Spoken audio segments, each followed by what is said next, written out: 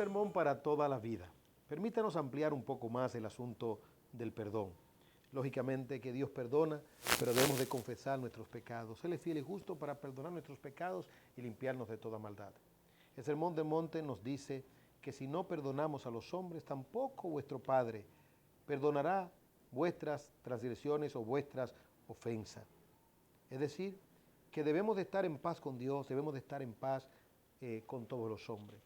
Pero en el asunto de la confesión de pecado para recibir el perdón, volvamos otra vez al aspecto neurálgico de la necesidad urgente de un arrepentimiento y de una confesión. Dios pesa los corazones. Por ejemplo, si alguien, le faltó a alguien y murió esa persona, bueno, todo pecado se comete contra Dios, dice la Biblia. Vaya donde Dios y Dios lo va a descargar. De hecho, perdonamos a los demás y buscamos el perdón de los demás, no por una motivación personal, por una motivación divina. Dice el Sermón de la Montaña, para que vuestro Padre recompense. Lo viene enfatizando desde el ofrendar o el ayudar, el dar, desde el orar hasta el ayunar. Dice la Biblia, hacedlo para Dios, buscad la recompensa que viene de Dios. En tal virtud, Dios es quien tiene la medida. Él ve las intenciones de los corazones. Él tiene sus prerrogativas. La extrema unción es un concepto de la Iglesia de Roma. Y hasta parece sano, pero se le atribuye un poder a la Iglesia y un poder al sacerdote que probablemente Dios no le haya concedido. Quitemos el adverbio de duda, de probablemente, que Dios no le ha concedido. Con el afán de que, bueno, cuando una persona se enferma o tiene un accidente y cae en un estado de coma, entonces se le aplica un proceso litúrgico para remitirle el pecado. Como diciendo, la Iglesia tiene el poder para remitir pecados. En otras palabras, para perdonar pecados. ¿Es así esto? No, no es así. El único que puede perdonar pecados es Dios. Y entonces alguien preguntará, ¿y cuando se cae en un estado de inconsciencia?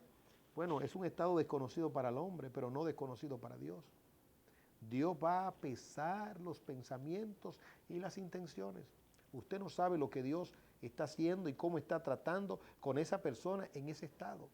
Además, la Biblia dice en el Pentateuco, lo revelado es para nosotros, pero lo oculto es para Dios. Hay terrenos donde nosotros no debemos meternos, los terrenos de Dios. Por eso la psiquiatría falla tanto. Y por eso hay tantos casos terribles y horribles en psiquiatría, y en neurología, sobre todo cuando se pasa el lindero de lo desconocido, de lo oculto, de lo que le pertenece a Dios. Se camina en círculo, se corre en círculo y a veces se termina de manera fatal. Hay un desenlace fatal. Lo de Dios es de Dios. Hay terrenos que son solamente para Dios caminarlo. Son sendas divinas, sendas no reveladas, sendas misteriosas. Nos amparamos en la gracia y en la justicia de Dios. Por eso el que esté firme, mire que no caiga. En otras palabras, la vida de santidad debe de ser una vida continuada, para que cuando llegue el momento de la estrechez o de la escasez o de la prueba, nosotros podamos tener combustible necesario. El Señor no va a honrar a nadie que haya sido negligente en su vida espiritual o descuidado o que tenga en poco sus verdades y sus enseñanzas. Aquí el Señor nos dice, debéis perdonar. ¿Por qué? Porque yo he actuado también en consecuencia. Bueno, finalmente, en este Sermón de la Montaña encontramos la consagración, lógicamente también la oración, encontramos la generosidad y en este capítulo 6 el Señor nos dice, vosotros cuando oréis, cuando ayunéis, el Señor está diciendo, los hijos del reino tienen una justicia superior. Oran, pero oran a la manera correcta o de la manera correcta. Ayudan de la manera correcta, ayunan de la manera correcta. Es decir, son generosos de la manera correcta. Tu mano no debe saber lo que tú haces. Que tu mano izquierda no sepa lo que hace tu derecha. No busque el agrado de los hombres, sino de Dios, Espíritu superior. Igualmente en la oración, orad a Dios. Y en el ayuno, bueno, lávate la cara, úngete y hazlo para Dios. Y luego entonces, como veremos en una próxima exposición, ¿cómo nos relacionamos con las cosas de esta vida? Con el dinero. Es que una cosa va a traer la otra. Cuando me doy cuenta de la transitoriedad de esta vida, cuando me doy cuenta que esta vida es transitoria, entonces hago tesoro en el cielo. En otras palabras, mi depósito está en el cielo. Pero no solamente esto, adoro a Dios. Y esa adoración no se comparte con el lucro o con el dinero. Pero además de esto, y en consecuencia, hay una visión clara, una cosmovisión. Y el resultado final va a ser descanso y paz. Las aves de los cielos entonces no le ganarán a un cristiano en confianza. Este cristiano descansará, porque Dios cuida a las aves, cuida de él también. Dios viste a los lirios del campo, le va a dar sustento y abrigo, y tiene un pensamiento positivo. Versículo 32.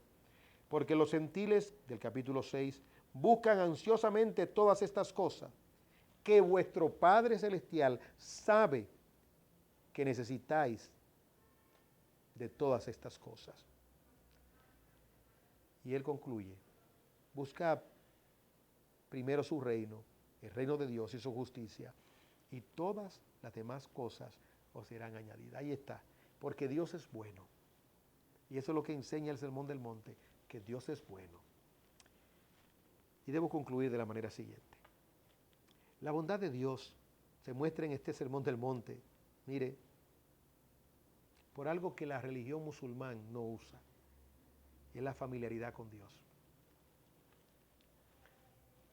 Se les da a los creyentes el calificativo de hijos. En más de una ocasión se habla de Dios como Padre. Y se dice Padre y Padre Celestial. Y se observa como un Padre con presciencia, con todo el conocimiento. Él sabe lo que necesitan cada uno de sus hijos. El Dios, si usted ha entregado su vida a Jesús, el Dios que usted le sirve es un Dios bueno. Jesús lo describió como el que cuida las aves, como el que hace salir su sol para los malos y los buenos. Lo describió como el que consuela. Los que lloran recibirán consolación. Como benevolente, Él da la tierra por heredad. Como aquel que tiene acceso, los limpios de corazón verán a Dios. ¡Wow! Ese Dios de la Biblia es un Dios maravilloso, es bueno, es punitivo, tiene que serlo, porque lo malo tiene que ser condenado, pero Él aplaude lo bueno. ¿Me permiten dejarles con una cita de la palabra de Dios que se encuentra en Romanos capítulo 2? Allí se muestra esa dualidad divina en lo que tiene que ver con su bondad y su severidad.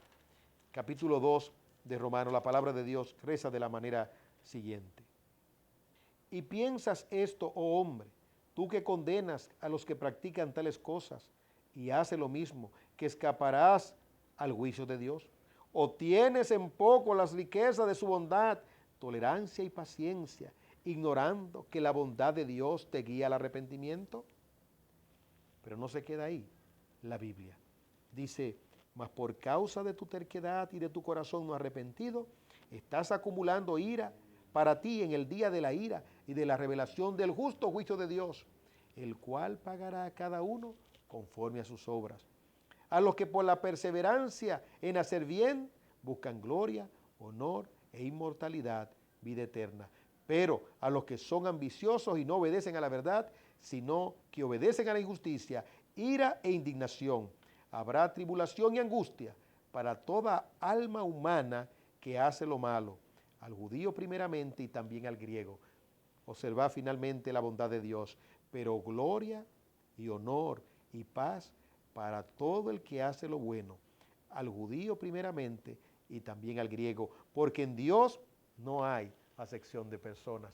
Es decir, que este sermón del monte es fuerte para los que no andan correctamente, pero es una gran bendición para aquellos que evidencian ser ciudadanos del reino, hijos de Dios, y que procuran darle la gloria de Dios. Para los que procuran darle la gloria a Dios día y noche. Que la paz de Dios sea con usted y con toda su familia. En un próximo programa, un sermón para toda la vida.